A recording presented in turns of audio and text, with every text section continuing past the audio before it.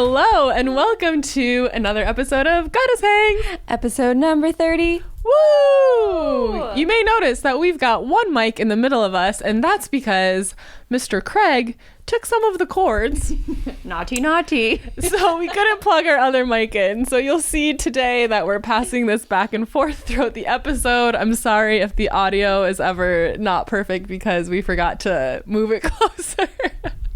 But it's kind of cute. It reminds me of the Beatles when, two of the Paul and John share a mic or whatever, We're very cuddled up today. Or I guess any band that's not specific to the Beatles. I noticed sometimes while you were talking, I was looking at you this, so close to your face. We had this little I was like, that'll be the find someone that looks at you the way Sadie looks at Juliet. Oh, it's mutual. It's mutual. So we have a few things to catch up on, but first we want to let you know we have a very fun guest today, Ms. Alexa Branco. She is the head Bruja-in-Charge for her business, The Bruja's Tomb, which has witchy wares and spooky goods that she's going to tell you all about. She has the most insane ghost story, probably the best one we've ever had on the pod. Yes. And she also has this really beautiful way of talking about the idea of being a bruja and reclaiming a part of her heritage, her ancestry, her culture. And she's overall just very she talks about being feminine and fierce at the same time. And she's very, very fun and funny and just a delight. So we know you're going to love her. So she'll be up in a few minutes with us. First, we have some housekeeping. We want to tell you about some exciting new things around here. So we decided that we're going to start adding a segment to every episode that is the 1-800-PSYCHIC-BABE. So instead of doing a full episode of it, every once in a while, every episode, we're going to choose one of you to answer your questions. So on our Instagram, and we'll also link below in the YouTube description, there will be a link to how you can submit for free to 1-800-PSYCHIC-BABE's hotline. It's totally free. You just need to put in, you can do a fake name if you want, just a name we refer to you as, an email, just so we can keep in touch with you, and you'll ask us your psychic questions. So instead of having to wait for the most highly requested episode, we're going to do a little segment every time, and we're also going to add another segment to every show. The spooky segment. Spooky, scary skeletons segment. So we want you to submit your spooky stories. Have you seen a ghost? Have you had a really interesting experience? Maybe it was even while you were dreaming and it felt really powerful to you. Maybe you saw a UFO or you met an alien. We want to hear it. We want all of your most chills-worthy stories that make us go, ah! So we want to get you guys more involved in our show. We want to sort of build the show together as a community. So please fill out 1-800-PSYCHIC-BABE's hotline. Please fill out spooky segment. And there's also one more thing. We have a special gift for all of our listeners. Oh, yes. What is it, Juliet? The special Sadie's like, what are you talking about? The special gift is if you leave us a review on Apple Podcasts or wherever you leave your reviews, but preferably Apple. Write the review, screenshot the review, and email it to goddesshangs@gmail.com before you click submit, because when you click submit, the review disappears into the abyss and God knows when it shows up. So send us a screenshot of the review, and we are going to send you a gift of a really beautiful audio goddess meditation that it's not even on sale right now. This is the only way you can get it. And if you already did send us a review, find the DM, screenshot the DM, email us that screenshot, and we'll gift you the meditation. Because if you're like, darn, but I already did it and I didn't get the gift, we got you. Don't worry. You still get the gift. Just make sure you send it to our email, goddesshangs@gmail.com. We are just trying to get more organized, and DMs can get a little cray-cray. So please use the email.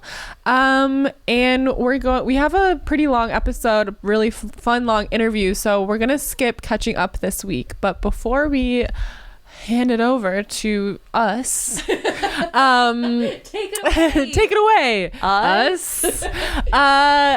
Money Mindset Magic is on sale. It is launching. If you are ready to make money your new BFF through mindset and abundance witchcraft, this course is for you. Money mindset work has been a game changer for both of us, and this is everything you need to know to like flip your relationship with money upside down in the best way. I know that I think everyone from last round made their investment that they made in the course back within, I don't know, a week, a couple weeks. It's crazy. This stuff works. So I can't wait to see you inside of Money Mindset Magic. I'll post the link below, and you can also go to my page to learn more about it. And without further ado, One more announcement. oh Sadie and I yeah are making an extremely special live appearance. If you live in or around Los Angeles, Pasadena, join us Sunday, July 11th at the world famous Rose Bowl Flea Market. We're going to have our own sparkly pink Goddess Hangs booth. We will be doing live readings. We're going to be meeting you guys, hanging out with you, taking pictures, getting to meet a whole bunch of new people and spread the word about our podcast and our mission, which is to make mindset, magic, manifestation, and life really just more fun. So we cannot wait to see you. You can grab I think you can just show up and buy a ticket the day of. yeah I think. We will have our booth assigned to us that morning. So make sure you're following us on Instagram. Or if you're not on Instagram, just send us an email, goddesshangs@gmail.com. We'll make sure to shoot you an email of where exactly. We'll send you a little map of where we're going to be. But we're so excited to take the Rose Bowl by storm. It's going to be so much fun, and we can't wait to meet more beautiful souls and hopefully see some of you there. And now, without further ado, the goddesses with Alexa from the Bruja's tomb. Dun, dun, dun, dun. Hello, we have a very special guest on Goddess Hangs today. We have Alexa Branco of the Bruja's tomb. Yeah, hello. Super excited to be here. Hi, guys. Nice to finally virtually meet you. I know. We had quite the journey. We had to reschedule a bunch. And then this morning, I calculated the time zone wrong. So it's been a journey to finally have Alexa here. Thank you for being patient with us. Oh, no. It totally worked out. I needed the extra time anyway to finish some loose ends on my side anyway. So there's always divine timing. I'm sure there's a bigger reason why I'm on now and not earlier. Absolutely. So I met Alexa. We have two little things in common. We're both in Witch and Famous with Capitolia. I've mentioned that before in the podcast. And we're both in the Seance Coven with the Eckharts, who were, I think that was like 2 episodes ago. So that's how we met Alexa. And I know our listeners are dying to know, like, what has been your journey into witchcraft, into starting your business? Tell us about Alexa. Oh, well, that could be a lot.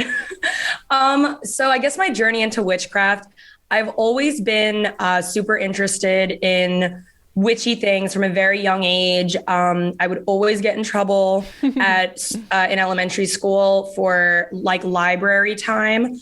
I would only ever get books out. There was this one book in the whole library about the Salem witch trials, and it has like a picture of a noose burning on the cover. And my like 3rd grade self was like, that's the book for me. And so I used to get in trouble doing only reading about the Salem witch trials. And then I would always like play witches. Growing up, I have a sister that's 4 years younger than me, Alana, and we'll delve into that past life regression later. But my little sister / son from a former life, Alana,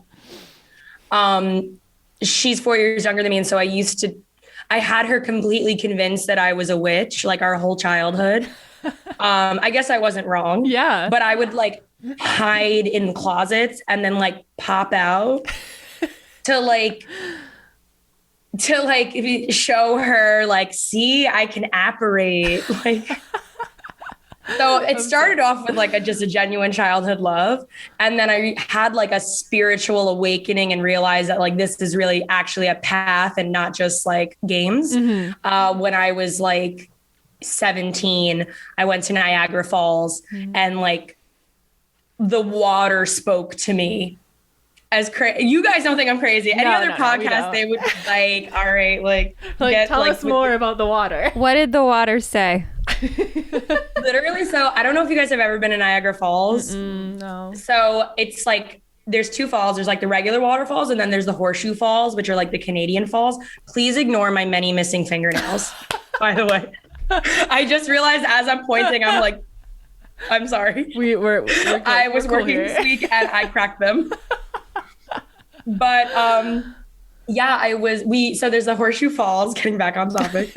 And you can like go in like on a boat into the falls, or like very, very, very close. Like the Maid of the Mist, I think, is like the most famous one. And they take you super close to the falls, and then like you're soaking wet. You have to wear like the rain slickers.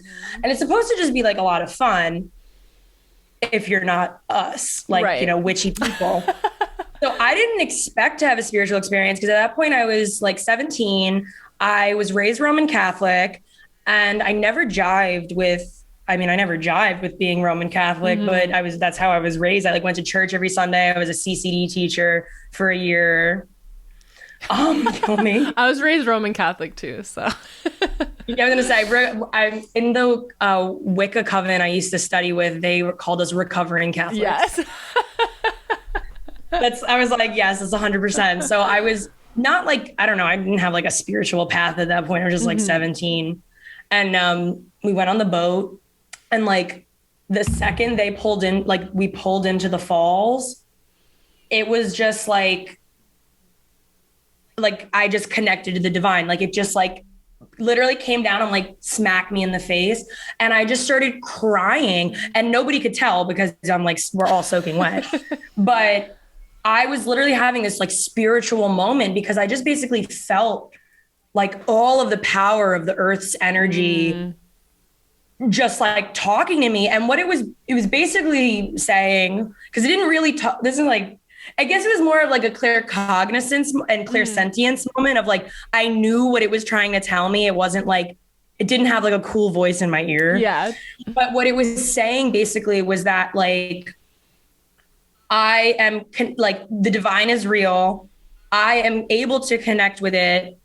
The Niagara Falls was such a powerful, majestic, like earth place, whatever you want to, I think it's one of the 7 wonders of the natural world. Yes. That it just like awakened within me, that I was like, holy shit, like this is real. Like this is a physical representation of the divine. Like this is amazing. I'm like getting chills now thinking about it, because it was so amazing, like to actually just have like the earth or like the universe, like talk to you in like the middle of a boat ride.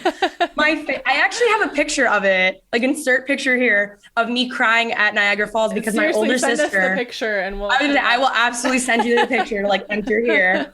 I have it on Facebook. The caption my sister took it because she turned around and I was like sobbing. And she just took a Facebook picture and uploaded it, and she just said, "This fool's crying about the falls." And I was like, you don't understand. It's talking to me, Ariel. The earth wants me to protect her. Like she's upset. Like, because I felt like the message specifically in that moment was that the earth wanted to wake me up to like be a protector of it, because specifically Niagara Falls, there's so much commercialism surrounding it. And there's so much, therefore, garbage and tourism, that it was like heartbreaking that this gorgeous, beautiful, divine place was just like freaking garbage. Yeah. So that was like the message there, but that was like my spiritual awakening. And then I was like, okay, maybe I want to be a Wiccan, because that was like a nature-based religion. So then I studied Wicca with the Wicca coven for a few months. And I liked the idea, but didn't totally jive with like all of the beliefs. So then I basically am now like I have like a build your own religion. Yeah. That's like, I refer to myself as like an eclectic witch. Yeah. That's how I feel too. Whenever I say I'm a witch, people are like, "Oh, so you're Wicca?" I'm like, "No, I don't know. I'm my religion. Like everything's connected, and I believe what I believe." But that's so cool. You're making me remember when I went to Plitvice National Forest in Croatia, and when you walk through, you have to walk through on boards because everything's water. But you're just like 100% of the time surrounded by waterfalls, and I was like, "Oh my God!" Like, magic is real, fairies are real. Like it was just the most magical. And that was the moment where I was like, oh, like I always wanted magic to be real, but that was when I realized like, oh, it is. It's 100% is. I love that connection. Definitely then check out, I'm going to say definitely at some point I have to go to Niagara Falls. Definitely go to the Canadian side. Okay. Just saying.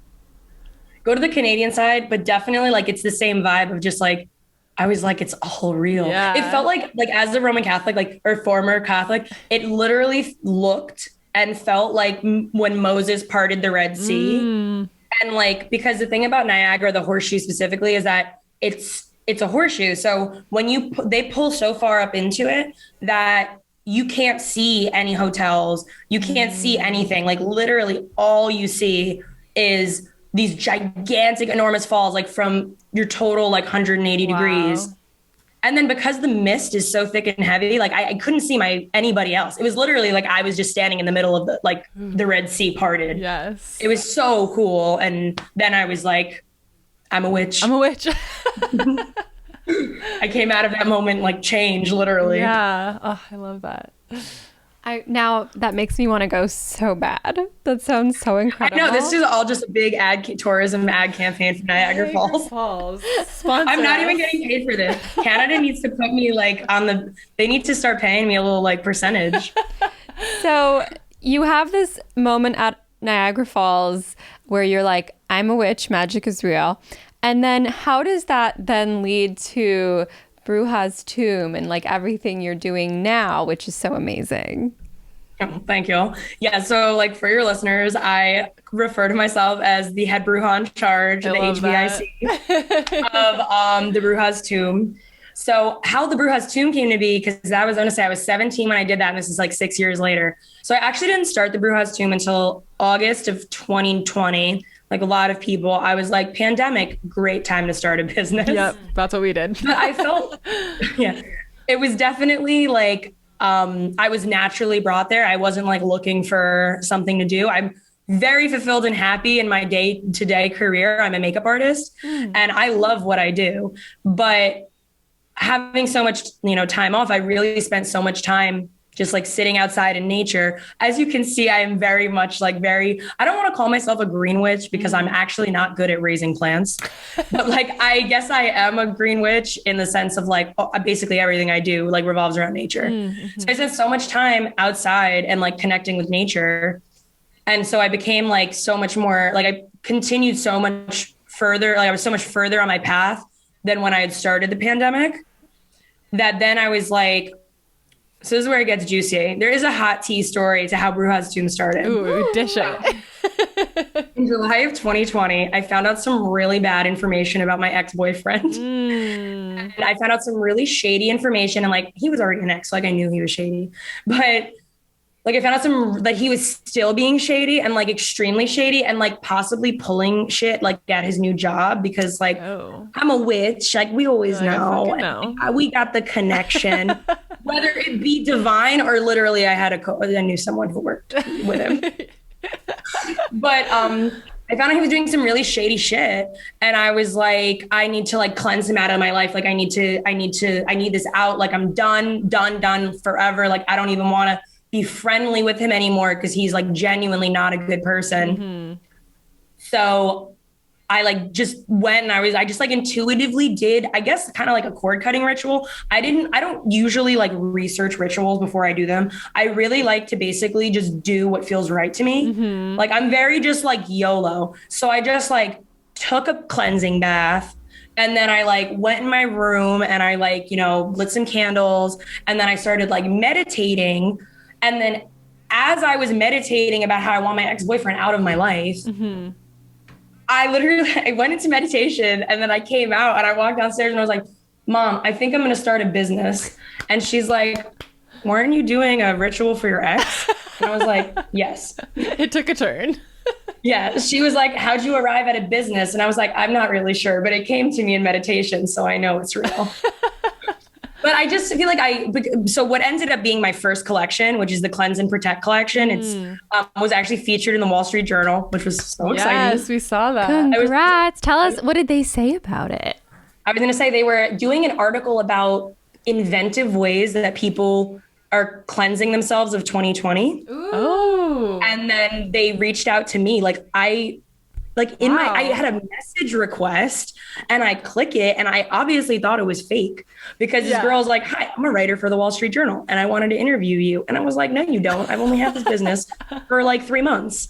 And then she was like, no, we do. We think that your Cleanse and Protect bundle could be a great like feature and blah, blah, blah. And I was like, oh, wait, this is real. Because then I like looked her up on LinkedIn and I'm like, oh no, this is real. What a confirmation for you that like you're on the right path though, like instantly getting that visibility. That's incredible. No, yes, definitely. Like it happened literally so quickly. I started my business in August and by the end of December, I had the Wall Street Journal article and I had actually done like a prosperity ritual about like 2 weeks earlier. And it was a quick, actually, no, I don't even think it was 2 weeks. I think it was like a week. It was a quick turnaround. I was like, that ritual worked. I'm like, I gotta do another one of those. Sadie is the head witch in charge between the two of us. And she did like a money spell prosperity jar ritual thing too. And like some crazy stuff happened within a week. And so there's just something to be said when like everyone who does this is coming together and they're like, did you also receive immediate results? It was kind of wild. Yeah, no, I was not I wasn't expecting that result. Like I was expecting like some more followers or like, you know, like something like that, couple more orders. But no, it was literally like 0 to 100. Yeah, when you just you're like kind of like I'm manifesting something and you get a little specific about it and then it comes in an unexpected way. That's why it's like so important to be like, okay, this or, you know, whatever you think, because that's so cool that like something like that came out of it rather than what you would think of from coming from a prosperity spell. That's very like the Eckarts have that quote that they say like at the end of all, I think a lot of our rituals, they say like for the highest good or better. Yeah. Because we don't like, we think we know what's good for us, but like the universe could have a totally different plan. Because if I would have thought what was good for me, I might have wound up with my ex. Yeah. And then the universe was like, no, it was like the hook on like the side of a stage. The universe, no, snatched. Yeah. The second I was like, yeah, we're going to get married and we're going to be together forever, the universe was like, yeah, there's something to be said when you're going through bad shit. You're like, it doesn't feel like this is for my highest good, but I'm just going to trust because there's going to be something here for me. Yeah, it always works out in the end. Yeah. I think my life is a good example of that. I'll never forget when I applied to Sephora and I got 4 rejection letters in 1 week from Sephora. And then 3 months later, I ended up working at the Lion King on Broadway. Oh my God. And I would have never applied to Lion King if I got one of those Sephora jobs. There you go. Because I would have been happy to be employed. Yeah. Oh my gosh, that's so cool. cool. The universe was like, this, we think, like, we know you think that you know what's best for you, but you're not supposed to work at Sephora. Yeah. Like as humans, like we just did an episode about that. Like we just tend to dream so small and it feels like it's like a good idea, but we don't know that there's just things we can't even conceive of in our head coming for us. Like it's all there. I was looking at your beautiful website and I was seeing how you talked about like taking like ancient like teachings and energy and like bridging it with the modern world. And I don't know if I think Sadie mentioned that like the Bruja word itself like ties into your like culture and your background, and like I want to know like what you know about what it meant to be a witch, a bruja, and like what that means for you today and how you do it today. Ooh, this is a very good question.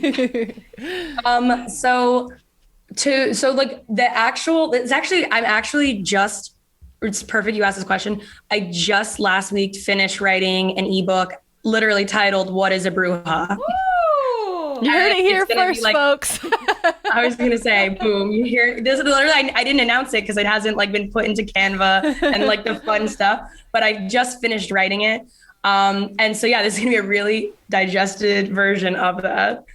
So definitely keep an eye out for that because it's going to be a longer version of this. I'm excited. But basically the actual meaning of the word bruja just directly translates to the word witch. But in Latino culture, a bruja is like not a good thing. It's very salacious because in Latino culture, specifically in Mexican culture, I'm Puerto Rican, but specifically in Mexican culture, it's a bruja is viewed as usually someone who like can legitimately transform into an animal and like will steal your children in the middle of the night to like kind of more like the movie The Witch. Like that's kind of what like exactly what like if you say bruja to like a Hispanic person, like that's what they envision. Gotcha. So, but for a lot of modern younger Hispanic folk, or Latino folk, we use a lot of, we've been using bruja as kind of like a reclamation of the word because obviously like it has this really bad, it has this really bad connotation that's just like very inaccurate. Though if you ask an abuela, they would be like, it's not inaccurate. I've seen someone turn into a cat and she stole my cousin's child. But so I'm definitely not saying that they're not right, but that's not what a bruja is to me. Like when I say I'm a bruja, that's not what it means. So what being a bruja means to me is really a reclamation of my Hispanic and Latino background. Because growing up, I was raised Roman Catholic. I was raised very Italian and very Portuguese, actually. That's my like genetic makeup. I'm Italian, Puerto Rican, and Portuguese. And growing up, I was raised very Italian and very Portuguese. And I really was actually not raised Puerto Rican at all. And I find out like in my later years, like as an adult, it's because of like a lot of internalized racism within my family. My grandmother and like they came to, I'm going to give you like my whole family history, but like my family came to New York in like the 40s or the 30s and from Puerto Rico. And they had accents, they spoke Spanish. And so it was really, I mean, like, look at West Side Story. Like that's honestly, I mean, it's a fictionalized example, but it's true. It was very like white against Latino in New York back then. And so my family, like in the interest of self-preservation, just basically like whitewashed the shit out of themselves. Right. Which is something that I have learned through like studying brujeria and studying basically the culture I missed out on is something that happened to a lot of young Latino individuals because I know I'm saying all this and I'm like blonde and fair, but I was gonna say we come in all colors, especially Puerto Ricans. Yes. But yeah, so basically my whole life I was like convinced that I was a white girl, and then I grew up and I found out I'm not. And then I realized that like I just like realized all these things. I went to visit my family in Puerto Rico and I learned so much of family history that I had never been shared with me because everyone was just like trying to really pass themselves off as Italian. Like my grandma married an Italian man and like to this day, like she used to speak Spanish. She doesn't anymore. Like she lost it. My great grandmother was deaf, so she didn't speak Spanish. But so, yeah, we just really lost a lot of our culture. And so for me, being a bruja and studying brujeria has really been a reclamation journey of like the family history and culture that I lost. And it was really because it was taken from me. Like it wasn't a choice. It was like my great grandma made that decision for the whole rest of my family that we're white now. Like she used to literally put makeup on my grandma's face. Because my grandma is very tan. I got my dad's Portuguese coloring, but my grandma is like very, very dark. And back in the 60s, or 40s and 50s, my grandma's aunt used to literally paint her white because she was embarrassed I know we're getting heavy now, but she was embarrassed to go out, which is so like, what does that do to a child? Because my grandma was like a child and she was like embarrassed to like bring her out in the city because she was dark. Yeah. So definitely it's been a lot of like coming into my Latina-ness and like really owning my family history and learning so much of this rich and beautiful culture that I almost like could have missed out on, and now sharing that culture with the world, and how people who are not of Latino descent can still learn and benefit aspects of brujeria. And like I said, I don't follow a specific path. I study brujeria. I'm learning about it as part of my like life journey. But I pull, like I said, I was still raised Roman Catholic, so like certain things don't jive that well with, like, I always feel at the end of the day, like, I don't know, was like Jesus mad at me? Like, is he gonna come down here? Catholic and you. Yeah, there's still that like that Catholic guilt, like really sometimes. So for me, it's I take aspects of brujeria, I take aspects of Wicca, I take aspects of Italian folk magic to really make what's unique to me. So I wouldn't, like in my book, in my ebook, I explain that too. I say like, I am explaining to you what brujeria is, but I personally just pull certain aspects of the practice. And like, that's something that I encourage everyone to do that, or to at least research, like not just brujeria, but any other spiritual path. Cause you can, like you said, like you do the same thing. You don't really follow a specific path. It's like, you can really pull the few things that work for you. Yeah. I think that's so cool. I have more Latino friends that like our generation now, they feel so like they missed out on something because their parents or their grandparents came here, same thing, felt like they needed to like blend in, whitewash. Yeah, like don't teach the kids Spanish, let them just be English speakers, all of that. And I think that's so special and so cool to like reclaim it through your witchcraft. That's such a unique path to get to do that. And I'm curious if there's anything that you've learned. I think people are always trying to explore the different spirituality, the different pieces of witchcraft. Is there anything that you would share with listeners that is like a closed practice that you've learned from brujeria? Because I think that's like an important part of the learning process for all of us too. Yeah, so that is something that I missed out on here. So brujeria is, so like when you spell it with a capital B and the little, I'm going to mess up the word. I'm not going to bother. The accent over the I. Yeah. Okay. I was going to call it the Spanish word, and then I was like, no, I'm going to fuck that up. And then someone's going to be in the comments and like, see, I told you she wasn't a real Latina. I'm going to be like, that's the point here, people. I'm learning. But when it's spelled with a capital B and an accent over the I, it is a closed practice. Okay. And that is the type of brujeria that we actually like, even like as a Latino, it's very hush hush. And in order to learn brujeria with a capital B, you have to be like taken on as an apprentice by a brujo or a bruja. And then it's passed down that way. So it's very closed. There's like not really books about it. There's not really like, if you Google it, like there's not really specifics online because it's a closed practice.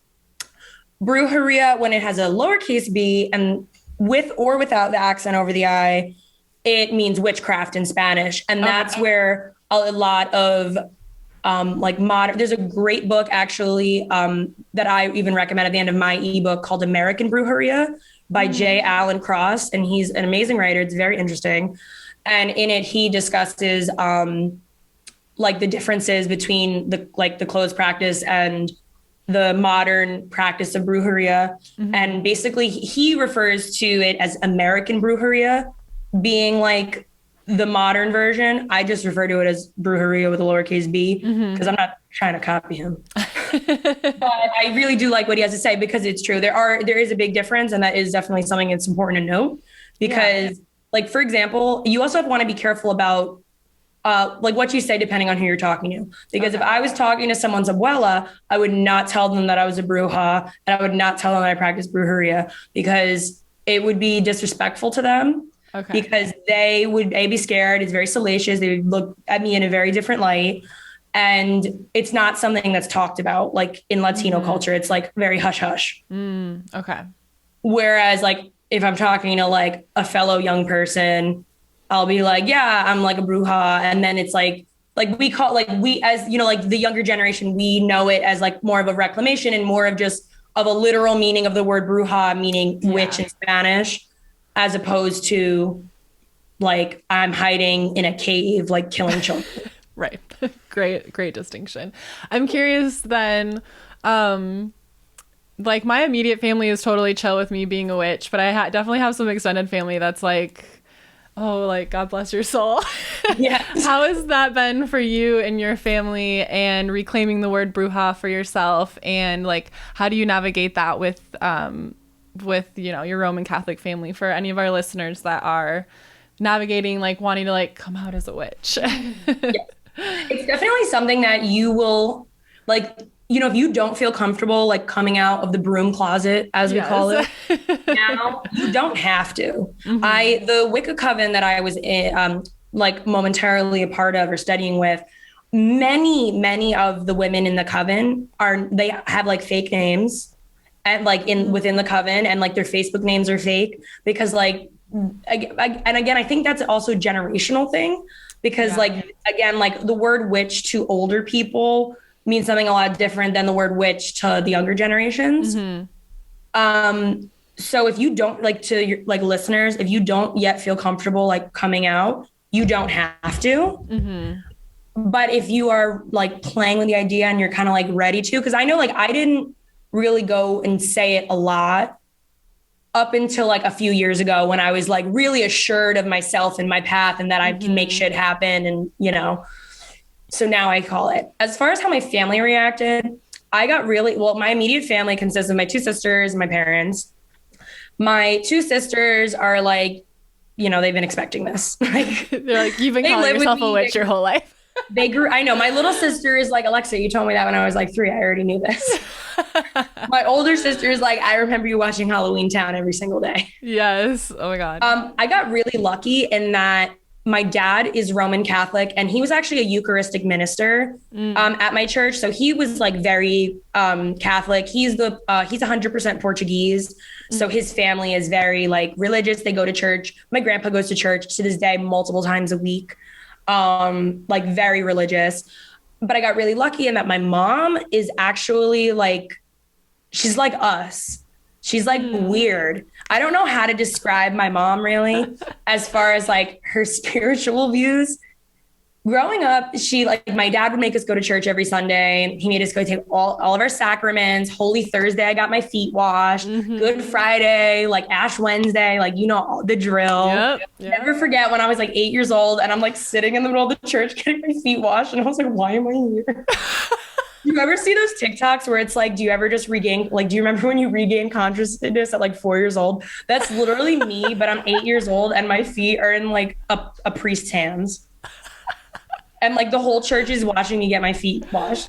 So I've never heard of that. Are you gonna say okay? So on Holy Thursday, the idea is that before Jesus, like I think before, like during the Last Supper, right? He washed the feet of his apostles as like, because they didn't take like real baths back then. Mm-hmm. So he like washed the feet of his apostle. I think to like symbolize that even though he's the Son of God, he is like but a servant to the like mankind. Yeah. I think that's the idea. That's the gist I got. Yeah. It's it's like repeating that ritual, just like Yeah. So that's why Jesus did it, and then now they do it on Holy Thursday. But so I was out there. Juliet's like, what? Yeah, when you actually think about it, it's very weird. I have a whole thing, and like this could be a whole other episode of like how Christianity is this like really witchcraft, because like all the stuff they do, like once I started studying other spiritual paths, I was like, you stole this. Dude, Catholics are like, this is for real Jesus's blood that you're drinking. This is for real his body. We just turned it into that. That's witchcraft. We turned it into that by praying over it. But it's not absolutely witchcraft. Yeah. I remember I went to a Catholic wedding when I think I was 7 or 8, and my mom was trying to explain to me like, you have to, or she didn't want me to go do it, whatever. You go up and you take the cracker, and the wine, and they say you're not supposed to do that if you're not. But I really wanted the cracker. The cracker? No, it's the body of Christ. So I went up and I took the cracker. My mom, oh no, it was somebody else that was like, no, you're not supposed to go. My mom was like, just go get the cracker. It's fine. You're hungry. Go get the cracker. I'm going to say, was it everything you dreamed? Because I remember when I made my communion, I was like, what is it going to taste like? And it was like the most anticlimactic thing of my life. Yeah, it's a saltine. Oh, not even. It's like, I don't know what church. I don't know if that was a Catholic church. I was going to say, I don't know. You went It's to not the a church at saltine. someone's grandma's house or something. Maybe it was like a Lutheran church or something. No, it was definitely at a Catholic wedding. But maybe it wasn't. It's not a saltine. It's not salty. It's just a Saltines wafer have that more tastes flavor. like cardboard. Yeah. Saltines have more flavor. Yeah. The body of Christ, and it really just tastes like a piece of wet paper. Yeah. Yeah. But I think the overall question was how my family reacted when we got off topic talking about Holy Thursday and feet washing. So as far as how my family reacted, my mom was, like I said, she's weird in the sense of like, she's all about like, she was never about church, but she was always about God. And like, so she was always just like, God, because she used to say like, I don't need to go to church to talk to God. I don't need to, because like I could just talk to God in my room. I talk to God while I drive. So she was very spiritual in that she definitely believes in God. Like she basically believes in like the Catholic God, but with none of the other like Catholic beliefs, if that makes sense. Yeah. Like and so she was like, as long as you believe in God, I really, go for it. You're not hurting animals and you believe in like a divine source, whatever you want to call it. I mean, go for it. My dad is a little more like, what are you doing? Mm-hmm. But over time, he wasn't mad. He wasn't like, get out of my house. Like, I don't have parents that are, I'm lucky. I have really cool parents for the most part. Yeah. He was a little more like, what are you doing? And with time, he's seen like what I'm doing. Like last year, my grandma passed away about a year ago. And so for Samhain of last year, I did like a dumb supper. And like, I did like a more formal, like Wiccan type of ritual, like the dumb supper. And we did the whole Samhain, like, I read like rites and stuff. Mm-hmm. And that was really awesome because it gave my family an opportunity to like see what I actually do. Yeah. Because what I always just say is like, I just say, I'm going to go talk to the moon. No one come outside. and then they're just like, they're probably watching on the cameras. Like, what is she doing? That would be, I noticed you have some really cute merch, like tote bags and stuff, and sweatshirts. That would be a very funny something or another. Like, I'm going to go talk to the moon. Don't bother me. I'm busy talking to the moon. Or say Bruno Mars talking to the moon, like plays in the background. Yeah. Oh my God. Literally, if it's nighttime, I'm like, I'm going to go talk to the moon. And if it's daytime, I'm like, I have to go talk to the trees. Yeah. I love And they're like, all right, she's going to go talk to the trees. I don't think they actually, they're like, I don't think they know what I'm doing. They're just like, I don't know what they envision I'm doing either. Like, I think they think that maybe I'm actually just standing there talking to a tree. Like in Superstar when she's flirting with the tree to practice. Is that with Molly Cameron? Superstar. Yes, literally. That's me. They're like, she's out there. I think that's what they envision I'm doing. I know. My dad's like, I don't need to know anything about it. Just do your thing. Do what you gotta do. As long as you get the results. Yeah. I wanted to ask, so you waterfalls speak to you, trees, the moon. I love it. We're the same way. So is that where you sort of get the guidance and the inspiration of like how to craft the products you create? Like, is it very intuitive? Is it like based on like stuff you've researched? Like, how did you come about like putting together these cool, like, tell me more about your products and how you do them. So I have like two sections of my website so my like line is the Bruja's Tomb, witchy wares and spooky goods. Yes. Because that's really what I sell. So I have like two parts of my website. I have my spooky goods part, which is because like I said, I'm an artist in life. So I'll like just get an idea. And I would always say like back in the day when I was like 15, I used to be like, I have a vision. And then I would be like, I have to do the vision. And then like my poor friends used to get roped into it. Now I have a creative outlet, which is the spooky goods portion of my website. Mm-hmm. So the spooky good stuff will just come to me. Like I'll be sitting somewhere. One time I was like literally up late at night and I was like literally about to fall asleep. And then I was like, I need to do a Morticia Adams tote bag. And then I went and I made one. And that's how, and then I was like, it's going to be called Fierce and Feminine. And it's going to be coming off of a therapy session I had where I was talking about how it was so hard for me to be comfortable with being feminine because I feel like the way society treats feminine women or anybody who appears feminine, just they treat them like shit.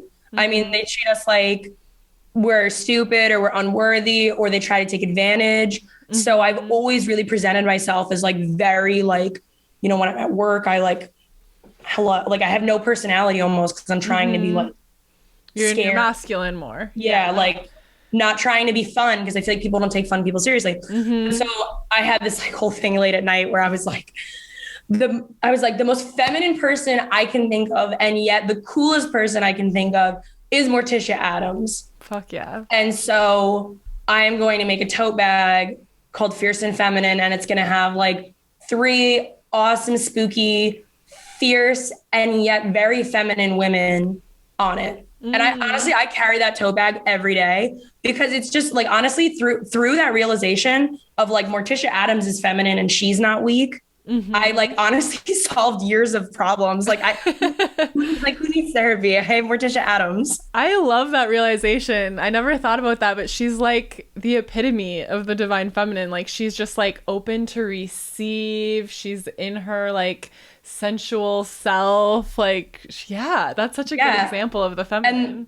And yet she's like not someone to be trifled with either. No, not at all. She's her. Yeah, like she's feminine, she's loving, she's like a great mother, a great wife, and yet apart from them, she's also this like awesome, divine, inspirational human being. So the tote bag has her, Lily Munster, and Bride of Frankenstein on it. Oh my gosh. Because especially Lily Munster is even more feminine to me than Morticia Addams. And again, she's not someone I would ever fuck with either. So that's how the spooky goods basically just like will hit me like in the middle of the night. Yes. The witchy wares is typically I like the Cleanse and Protect collection came to me because I did a cleansing ritual for my, like to get my ex out of there. And I was like, other people can really use this. Like other people definitely need to cleanse, whether it's their, you know, their ex or their life or their job or whatever. So that's how I came up with, because I had done a bath, I'm really into bath rituals because they're like easy. And I feel like a big sexy piece of chicken floating in soup. You're like, I am the potion. Yes, I am the potion. I am the mixing spoon. But so, because I did like a bath and stuff, that's how I came up with the salt. And then I did the spray because I had stayed in a haunted Airbnb and I wasn't able to smudge anything. So like with actual sage or anything burning. So I like developed a cleansing spray that was smokeless, but has like all of the same abilities because again, I was like, that's something that I needed and didn't have. Hold on, my baby lizard just started digging in his rock. Oh, what's his name again? You I always haven't post him. I know, Mr. Ravioli. He's Mr. Ravioli. Mr. Ravioli, yes. Yeah. He decided to go in his rock the last few days. So I just heard him digging and I'm like, okay, he's alive. Oh, can we insert a picture of Mr. Ravioli? Yes, we're definitely going to insert. I have a video. I will literally definitely insert video. I have a video of him choosing a crystal. I like was doing these little TikToks of like, I literally make him read tarot. Like it's so cute. I make him, he's a bearded dragon, as you will see, guys, but he's got this like little belly. And so he like runs across the cards and then he'll just, oh my God. Me and my little sister call it gummy worm. But because his little tongue looks like a little like pink gummy worm. He's digging. I'm going to die. He's so cute. If he was like out of his rock, I would bring him on right now. But if I take him out of his rock, he's going to be a very upset Ravioli. But yeah, he helps me with, I always say he's like my familiar because he like helps me with my witchcraft stuff. He's super calming. He's my emotional support Ravioli. Aww. And yeah, he like picks, I don't know. I had like a bunch of crystal towers lined up and he just like, I like got it on video. I was just filming him because I'm obsessed with my lizard, but he like ran up to the strawberry quartz tower and just, and he did it twice. And I was like, all right, that's the crystal of the day. Oh yeah, I do remember seeing that on your Instagram story, and I was highly entertained. I was like, oh, Mr. Ravioli, cutest name ever. Okay, I want to hear about this haunted Airbnb. Was it advertised as haunted, or you got there and you were like, oh shit, this place is haunted? So I've stayed in 2 haunted Airbnbs. Oh my god. The one that I developed the smudge, or the cleansing spray for, was not listed as haunted. I just like, you know, because you're rich. For sure. So there was somebody else, it was for a film set, and so they rented me and one of the other crew members together an Airbnb, and she was like, I don't know what you're talking about, this is fine. I was like, I don't know what you're talking about, I don't like the vibes here, and I'm not gonna sleep tonight. And on top of it, my bedroom did not have a door. Oh. Which was like bad vibes only. If there's not a door, I'm already scared, because you know you're going to wake up and there's going to be something in the doorway. Yeah, 100%. So that Airbnb was not actually that cool of a story, because it was just like, hated the vibes, and I just like sprayed the shit out of it with like, I had like, I think alcohol and like some crystals and water. And I was like, we're going to make a spray for now. But I did stay in a haunted Airbnb in Gettysburg. And that is how I developed the protection crystal set. So basically, like, to, again, answer your question, I do develop the products basically because they'll just come to me because like, I need something, other people need it. Yeah. And it's always like the universe will put me in a situation and I'm like, there it is.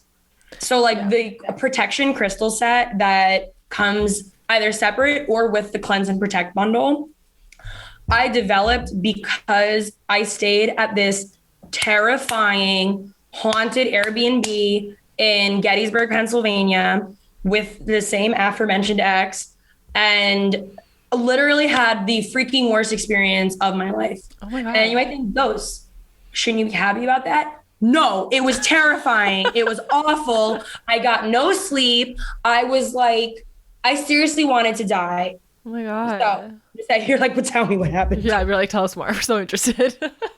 So I am me. So when my ex and I were like, let's go to Gettysburg together, it's only about like 4 hours from me, I think. He was like, let's go to Gettysburg. And then I'm me. So I was like, we should stay in a haunted Airbnb. 100%. That's what I would do too.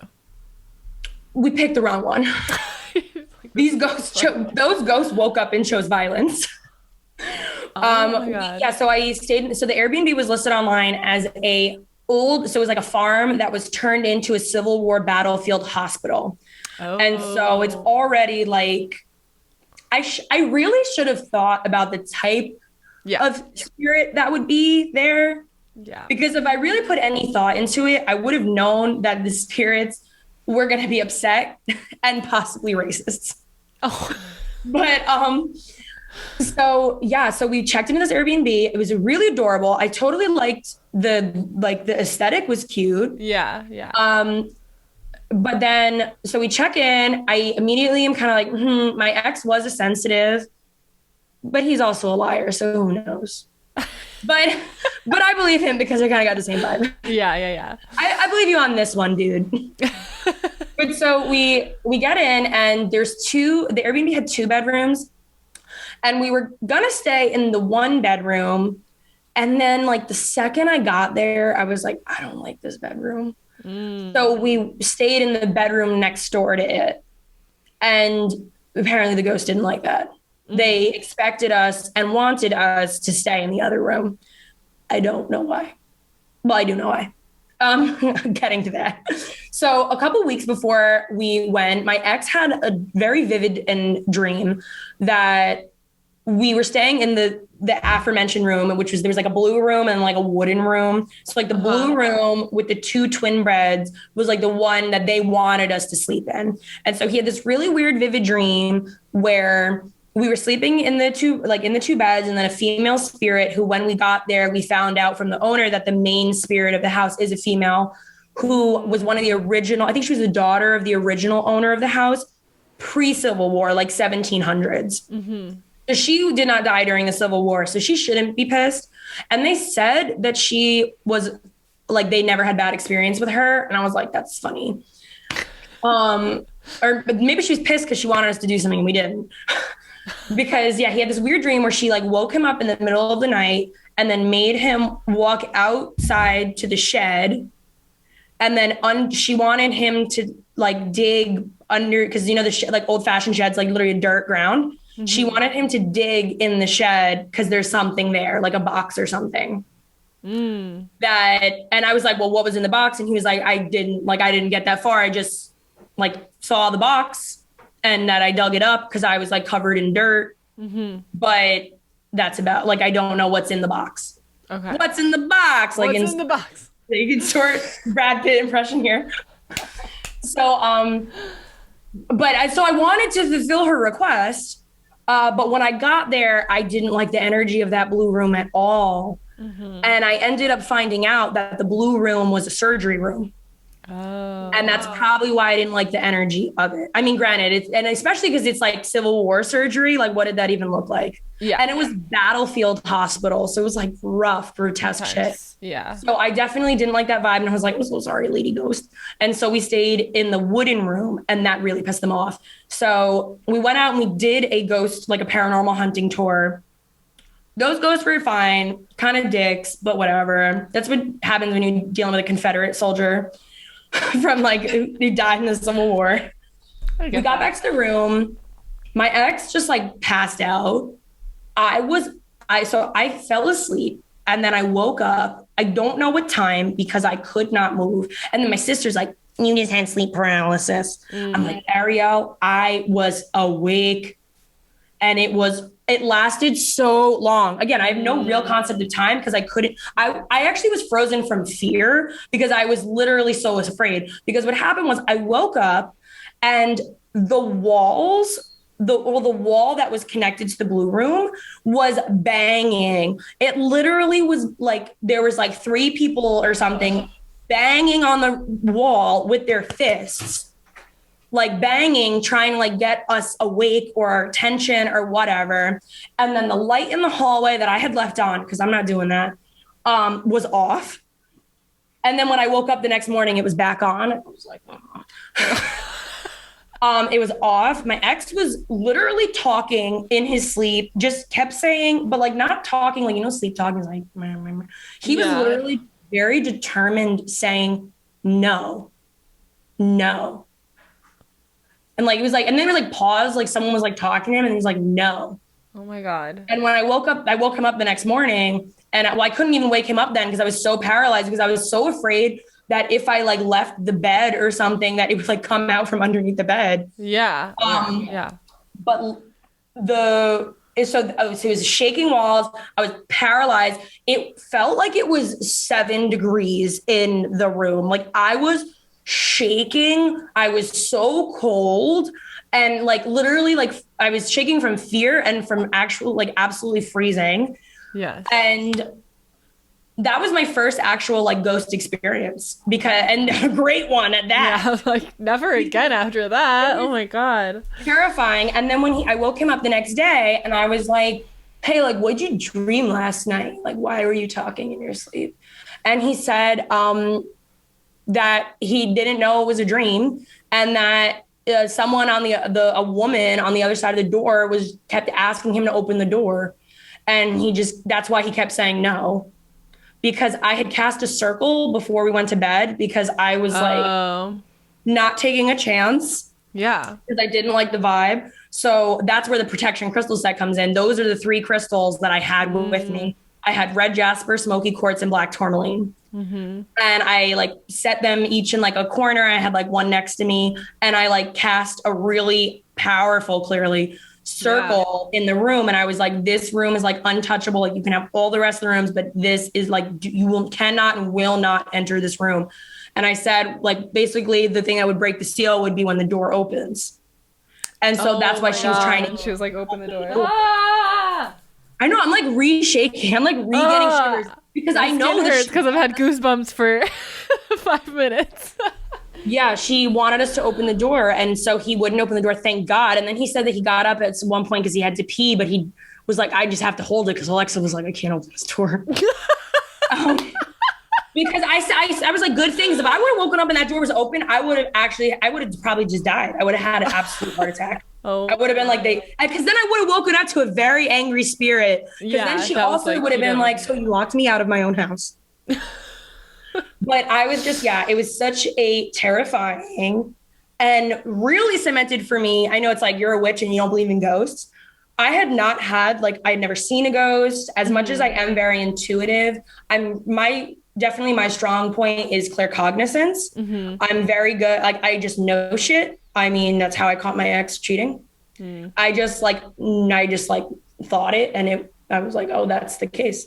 Yeah. So I like am not good with seeing spirits or hearing them. And that was the first time I had like an actual experience, and it was so physical. Like the wall was being pounded on because my mom was, could the lady have rigged the light to turn off to scare you? And I'm like, did the lady put hydraulic pressure in the wall to make it shake? In this like 1700s farm. So did you just actually go on to Airbnb and Google like haunted house? How did I looked up Gettysburg Airbnbs, and just off the bat, like half of them are haunted because Gettysburg is just such. I mean, wasn't that the bloodiest battle in American history? Or was that the Battle of Antietam was the bloodiest battle? She knows. I love that you had that fact ready for me. One of my past lives was, I very strongly believe, was in Gettysburg, and I was married to my ex that I was there with, and that's part of why we had, I believe, such a powerful experience. I feel like it was almost a little bit of like a time, like I feel like time and space. Time and space was like. More chills.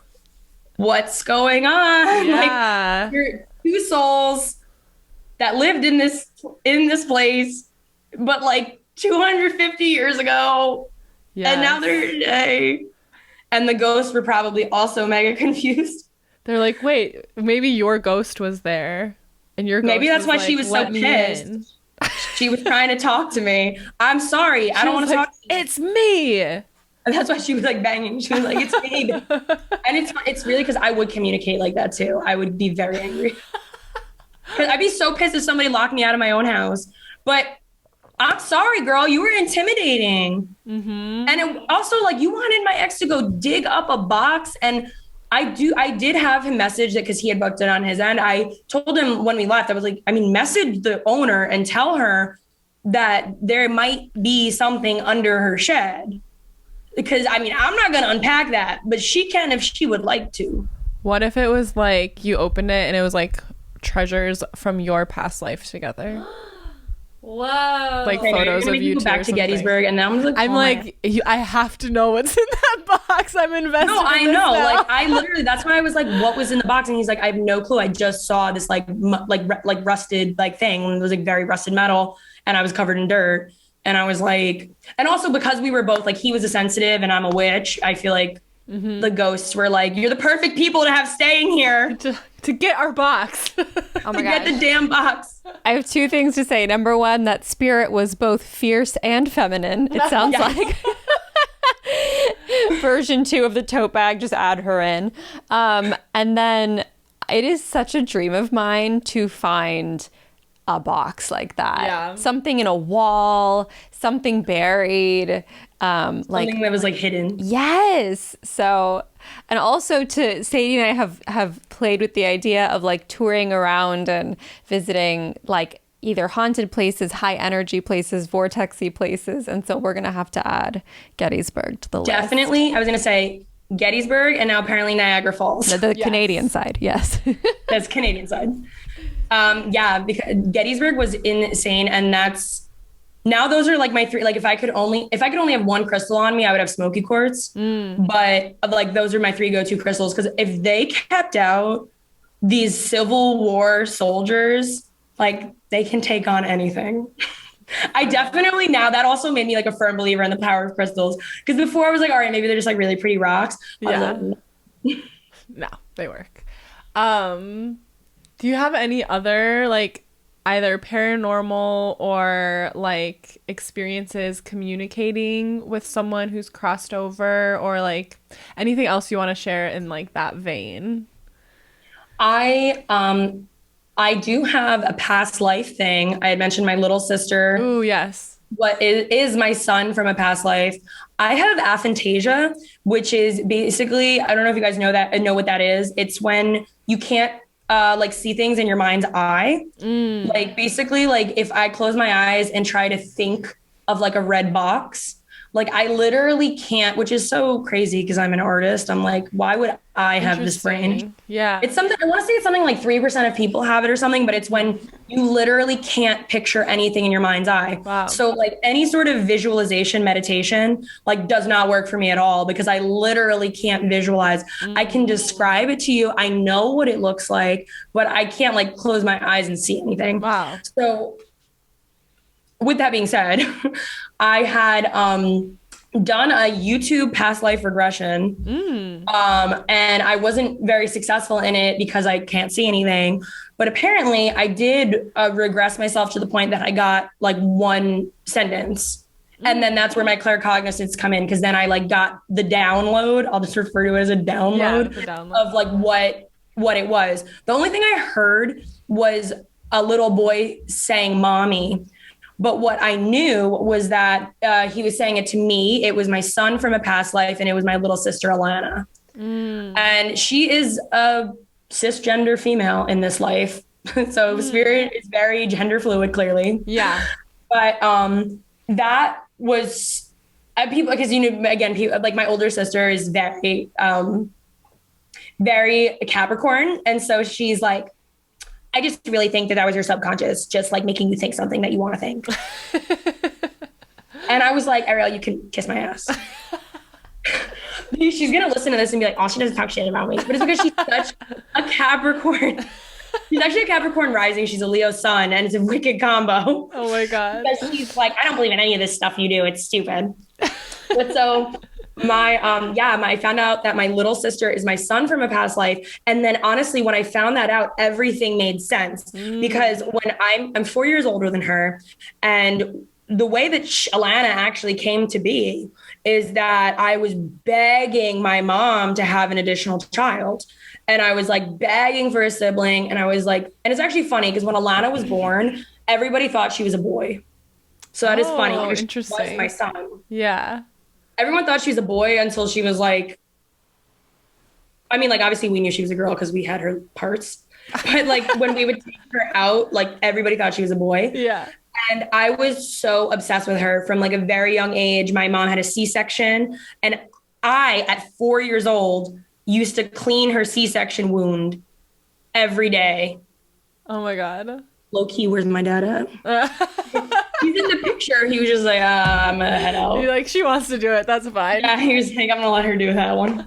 But yeah, I used to like clean her C-section scars. And my mom said, I don't remember this, but my mom said that when Alana, like I would always talk to her in her belly. I'd be like, morning, baby. Good night, baby. And I'd always like talk. I was so excited for Alana to be born. And then her whole life growing up, like she's always kind of viewed me and referred to me as like her second mom, because like I am just very, very invested in her. Like, and so when I found out that she was my child, like everything made sense, because our relationship really is closer to like a mother and daughter. And it says not to discount my mom's actual like presence in her life. But like, it's much more of like, it's much less of an older sister and much more of like, she is my child. Like I always tell her, like, I would kill anyone for Alana. Like I always say, like, that's my son. And now it's like a thing.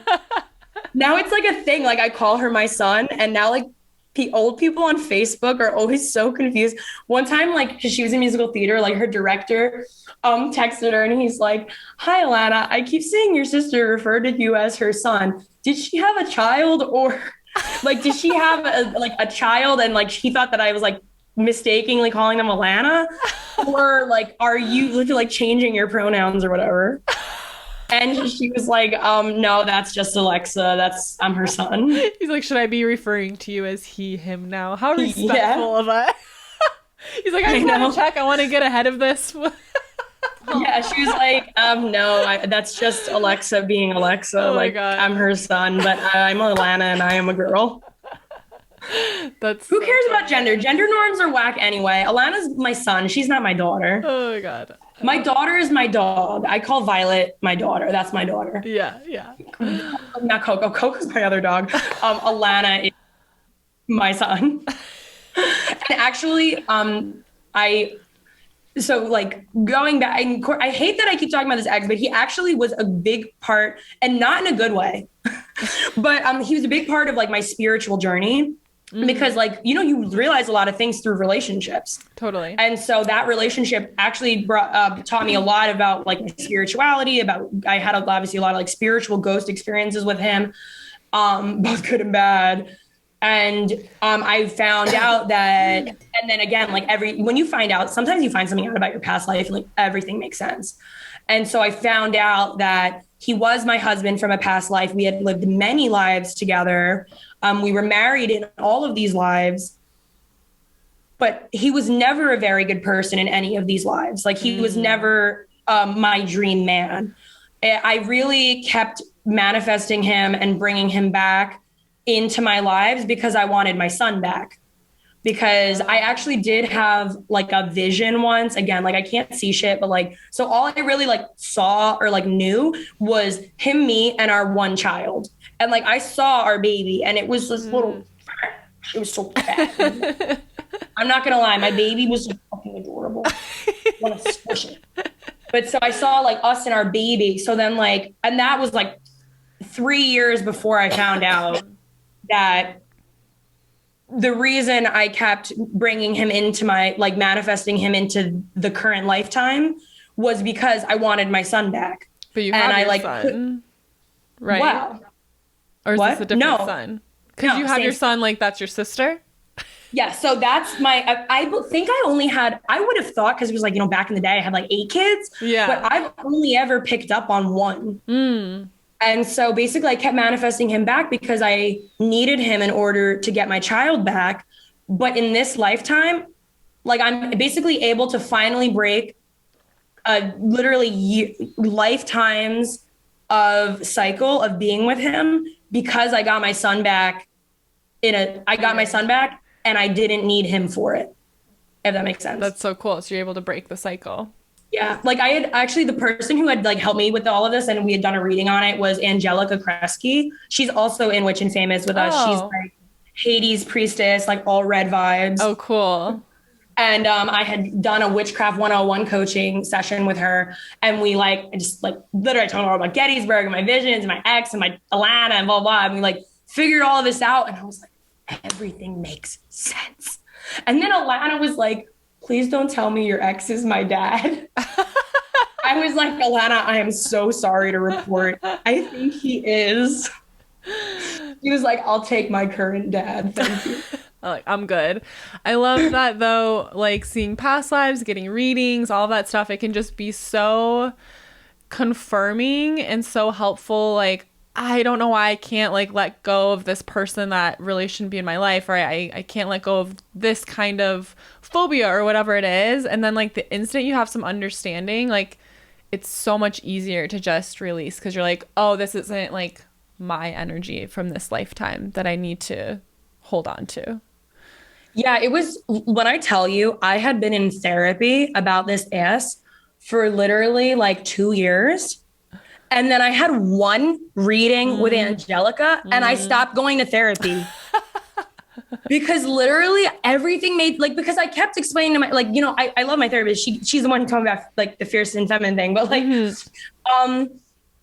I basically was like, I couldn't really, the final thing that like, cause I'm really happy in my career. I'm like really fulfilled in my spirituality. I'm like really having a lot of fun and really enjoying like my business and growing in it. And hopefully one day doing that full time. The one thing I really could not move on from, that even though I'm very happy with my current partner and who I've been with for like a year and a half and I've known him for years, I could not let go of this like sense of impending doom that like I had deep in my gut, this feeling that no matter what I did or how happy I was, I had to be with my ex. I'm not even going to give him the pleasure of saying his name. That's why I just keep calling him my ex. No, he's a dick. He doesn't deserve the free promo. No, I know what that kind of karmic relationship is like. And I think a lot of people have that like one person in their life that you're like, why the fuck can't I let this person go? Like, Yeah. there's nothing good to hold on to here. Literally, my sister was like, Alexa, he was stupid. Like, he was selfish. You caught him on Tinder. Like, why are you still remotely like? And I said, no, you don't understand. I don't want to be with him. I'm not with him. Don't talk to him. I did all these cord cutting rituals to cut him off. Mm-hmm. And yet I still, for some reason, have this deep seated fear that I like have to marry him. Like, it's like my path. Like, at some point, even if it's when I'm 45, like, I have to marry him. And then it wasn't until I like had this reading and then like did a lot of meditating and journaling that I came to this, I like realized that the reason I have that feeling is because I was with him for so many lifetimes. Right. And for so many lifetimes, in order to be happy and fulfilled, I had to marry him because I had to marry him to get my child back. And as well, in all of those former lifetimes, I was really reliant on him for money, which makes sense given like time periods. I love it when you pull a tarot card and it's just like everything like you thought it was going to be, because I basically like she did this whole reading. And then at the very end, she's like, I'm going to pull like, you know, the card symbolizing you in this lifetime. Mm-hmm. And she pulled the High Priestess. And I was like, oh my God, so spooky. Yes. It's so true. Basically, I was in a life cycle and like I had to learn all those lessons and go through all of that so that in this lifetime I could become the High Priestess that I'm like meant to be. It. So I'm so happy to be like cognizant in this lifetime because I don't want to go back to any of those. And I'm like, yeah. So I actually, since that reading too, I've been really coming into like my High Priestess self and not just like witchy self. I've really been coming into my, like, we talk about the archetypes with Capitalia. Mm-hmm. My archetype is the sage and the creator. And so like really coming into that and realizing like my greater purpose here is to be like basically the High Priestess of nature or the High Priestess of Mother Earth. That's so fierce and feminine too. The High Priestess. Yes, literally the Mother Earth has like, once I realized that femininity was like not bad, I was like, I'm so stupid because like I'm sitting here thinking of like Morticia Adams. Meanwhile, like Mother Earth is like the ultimate divine feminine. So yeah, now we're homies. Me and the feminine, me and my 2 nails, my 1 nail. I'll be getting them fixed soon. It's okay. My nails are always a mess. They're surprisingly in order right now. So, Alexa, where can our listeners find you? What are some of your exciting offers? I know you just like launched a new collection recently. How can they work with you?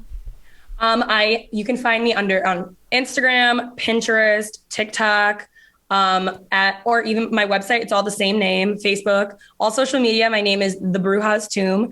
It's spelled Bruja, Bruja, The Bruja's Tomb. I am, like I said, I'm putting out my ebook hopefully in the next month or so, and that'll be a really great resource for people to learn a little bit more. And then on my website, I have all of my spooky witchy wares and my witchy wares and spooky goods. I messed up my own plug. I have all my witchy wares and spooky goods, and I just launched 2 weeks ago, I just launched my Love and Adoration collection. That is kind of a spin-off of the Cleanse and Protect collection, in that it is also a salt and spray, but this time instead of cleansing the negative energy, you're calling in loving, warm energy. And so that is available. And then also I will be launching some other stuff soon. I'm going to start doing readings and stuff because I finally just realized like I'm way more, I'm way better at this stuff than I gave myself credit for. Yeah. Like that's something that Capitalia and Angelica have like really made me realize, is that like, what am I waiting for? I know all of this stuff. Yes, I know. Imposter syndrome is real. I am most active on Instagram and my website, thebrujas.com. Yay, we will definitely link everything below. Thank you so much for hanging out with us. Yes, thank you so much for having me on. Thank you for listening to me ramble about everything from Gettysburg to my past lives. You have the best ghost story that we've heard so far, I think, by far. Totally. Very the banging spooky on the walls was that's going to stay with me. It's the banging on the walls for me. It's the hydraulics for me. Yeah, I am honored to have the best ghost story, but when it was happening, I don't think I would have felt the same. You were like, I'd be fine if not. Yeah. Well, we will chat soon, and thank you again. Yes, thank you so much. Thank you. Yes, I will see you guys on the gram, and I hope to see all of your followers on there. I will talk to you guys soon. Thank you guys for having me on. Thank you. Bye.